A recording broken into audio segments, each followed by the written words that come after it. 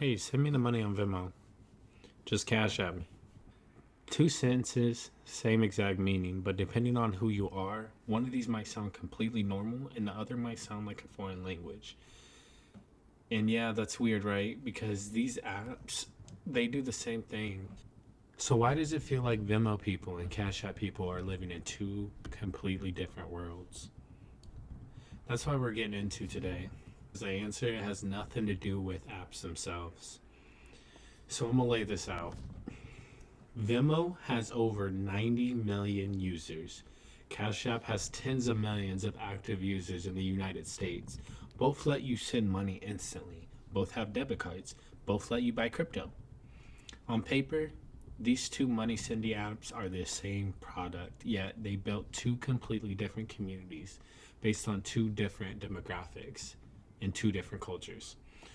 You know what that reminds me of? It's like two restaurants on the same block, same menu, same prices, but one is full of college kids and the other is full of people who have never set foot on a campus. It's the same food but different tables. So the question isn't what these apps do, the question is how they spread, which comes down to something called network effects. And the thing about a payment app is it's only useful to the people that you need to pay are already on it. So that's how these networks themselves aren't neutral. They reflect society's biases. The more people that use the product, the more valuable it becomes to everyone else.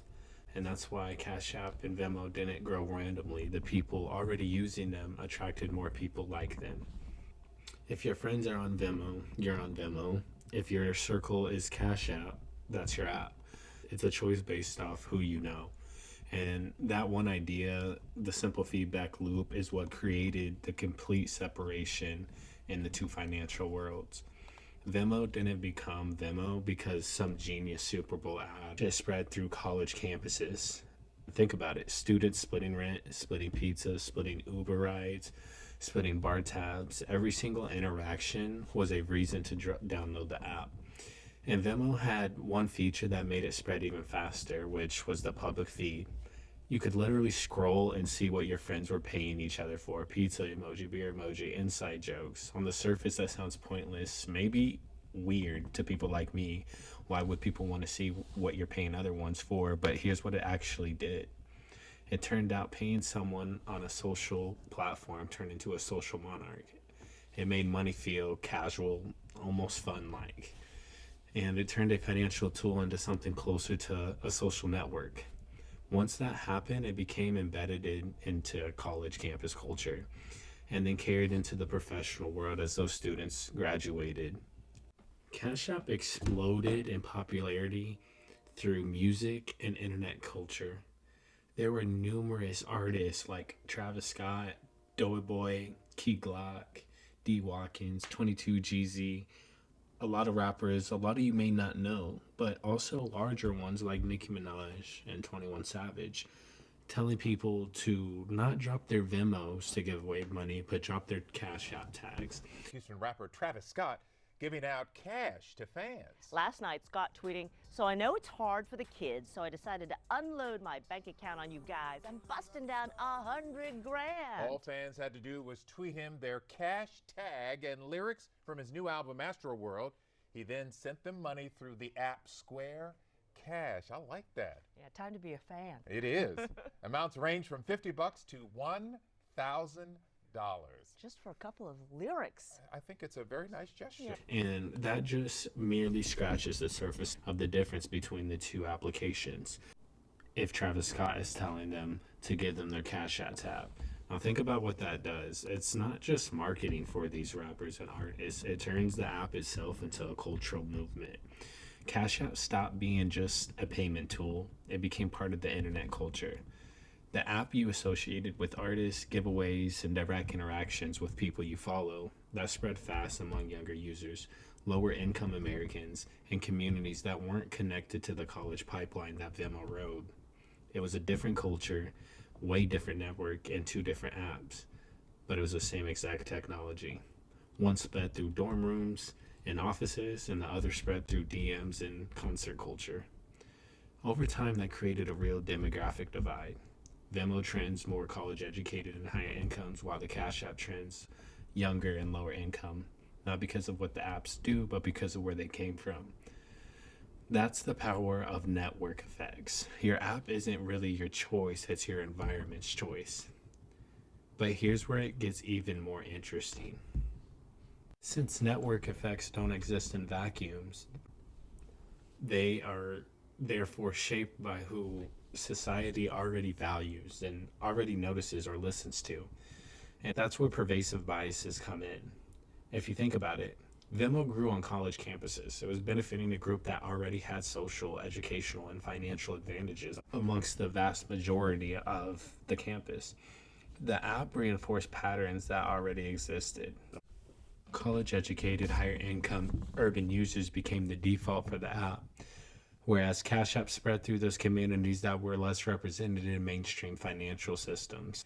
Even then, the app had to navigate a world shaped by systemic biases and cultural assumptions about who should have access to financial tools and who gets visibility, whose participation is normal and whose isn't. Every day, the app you open, the products you buy, even the social media you scroll through, they're all influenced by these feedback loops. Behavior change, right? Because at the end of the day, we actually have to change people's behavior to become data driven. The companies make decisions assuming certain behaviors, and those behaviors are already filtered through their pervasive biases. Marketing gets targeted at audiences that algorithms say are most likely to respond to already, which reflects who's already visible to it and who's not actually out there. With that in mind, think about the damage in which misinformation can do to our society. Think about the issue that AI videos could have and deep fakes, the impact it could have with people with these pervasive biases. And it's not always obvious, but these biases shape every interaction and every cultural trend we have. Said like yesterday or a couple days ago, he's talking about the Revolutionary War. He's like, one of the reasons why we lost the Revolutionary War, one of the problems with the Revolutionary War was they didn't have enough airports. Yeah. Have you seen that? I saw that. Like, Have you seen what that? the Like, pull him. If you had any other job and you were talking like that, Yeah. they would go, hey, you're done. If you talk like that to a doctor at your Yeah. medical exam to fight, they'd be Yeah. like, okay, like obviously they're not fighting. you might not ever do anything again. No, it's yeah. it's one of the wildest things ever. It's insane. Yeah. And the media gaslighting you. The same stable genius that said the biggest problem we had in the Revolutionary War is we didn't have enough airports. Whoa. Yeah, that's it. Whoa. All right, What? just for the record, Is that fake? it's not fake, but he was referencing Trump saying that. Here's what Trump saying it in 2019. Oh. Every product rollout that big companies send, they decide what feels familiar and what feels foreign, what spreads fast and what never takes off. Product features get built for the majority the network amplifies, leaving other groups behind. So your choices as a user, which app feels familiar, which brand feels for you, are subtly guided by these invisible social cues and social signals. It's not very obvious unless you're looking, but pervasive biases shape every interaction.